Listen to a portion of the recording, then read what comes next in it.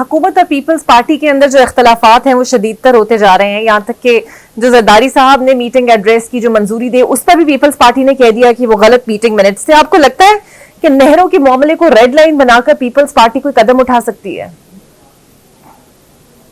دیکھیے میں آپ کو ایک تاریخی حوالہ دوں گا.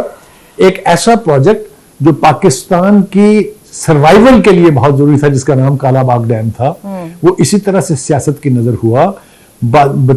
تقریباً 52 سال سے سندھ کا پانی سمندر میں گر رہا ہے، اس کو کوئی روکنے والا یا اس کو کوئی سٹور کرنے والا نہیں ہے. یہی سندھ کی حکومت اس کو آرام سے سمندر میں گرنے دیتی ہے، اس لیے کہ انہوں نے بھی اس کا کوئی اہتمام نہیں کیا ہے. بار بار یہ وضاحت کے باوجود کہ جس پانی کے لیے یہ نہریں نکالی گئی ہیں یہ کسی دوسرے صوبے کا حق نہیں ہے، یہ پنجاب کا اپنا پانی ہے. اسی طرح کی نہریں بلوچستان میں بھی بنی ہیں، اسی طرح کی نہریں سندھ میں بھی بنی ہیں.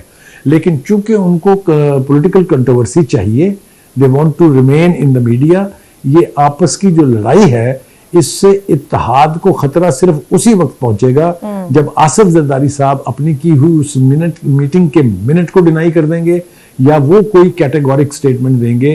یہ نیچے کی لائن تک یا سندھ میں جو کچھ نیشنلسٹ موومنٹس کر رہی ہیں اس کا تعلق صرف الٹیمیٹ جو زرداری صاحب کا نوڈ ہے اس سے پہلے کچھ نہیں ہوگا. یہ بیانات کی کنٹروورسی چلتی رہے گی اور میں یہ تو نہیں کہہ پاؤں گا ابھی کہ نہریں بھی جو ہیں وہ بنتی رہیں گی، لیکن اگر یہ پروجیکٹ واقعتاً پنجاب کے اپنے پانی کے حوالے سے ہے تو میرے خیال سے اس کو پھر روکنا بھی ٹھیک نہیں ہوگا، کیونکہ جس خطے کو سیراب کرنے کی کوشش کی جا رہی ہے وہاں بھی تو لوگ ہی بستے ہیں نا، وہاں بھی فرشتے تو نہیں بستے ہیں.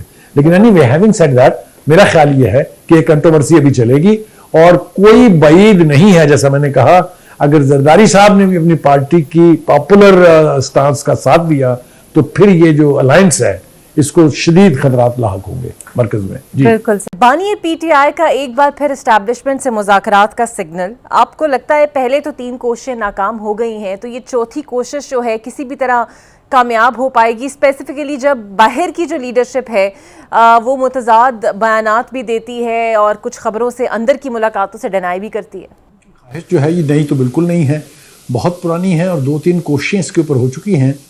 یہ پی ٹی آئی کا موقف جو ہے وہ اپنی طرف ہے، لیکن اگر میں آپ کے سامنے رکھوں کہ اسٹیبلشمنٹ کی طرف سے کیا رسپونڈ کیا گیا ان تمام آفرز کو، تو 3 مرتبہ ڈی جی آئی ایس آئی نے یہ کہا کہ ہم بالکل انٹرسٹڈ نہیں ہیں آپ سے بات کرنے میں.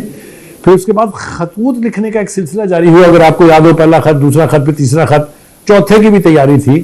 تو اس کے حوالے سے بھی جو رسپونڈ کیا گیا یعنی ملٹری اسٹیبلشمنٹ کی طرف سے وہ یہ تھا کہ ہم کسی قیدی کا خط ریسیو کرنے میں انٹرسٹڈ نہیں ہیں اور اگر کوئی آیا بھی تو ہم اسے ردی کی ٹوکری میں پھینک دیں گے. یہ الفاظ میرے نہیں ہیں، یہ فارمل رسپانس ہے D G I S I کا، آئی ایس پی آر کا. دوسری طرف ہم دیکھیں تو آرمی چیف جو ہے وہ 2 مرتبہ، ایک سے زیادہ مرتبہ یعنی 2 مرتبہ، ایک دفعہ کور کمانڈر کی میٹنگ میں اور ایک کسی طرح کی اور ترکیب میں واضح طور پر یہ کہہ چکے ہیں کہ اگر پی ٹی آئی کو گفتگو کرنی ہے تو ہم وہ فورم نہیں ہیں. انہیں یا تو پارلیمنٹ کی چھت کے نیچے اس کا آغاز کرنا ہوگا اور یا وقت کی حکومت جو ہے جو پیپلز پارٹی اور نون لیگ کی یعنی اتحادی حکومت ہے ان سے بات چیت کرنی ہوگی.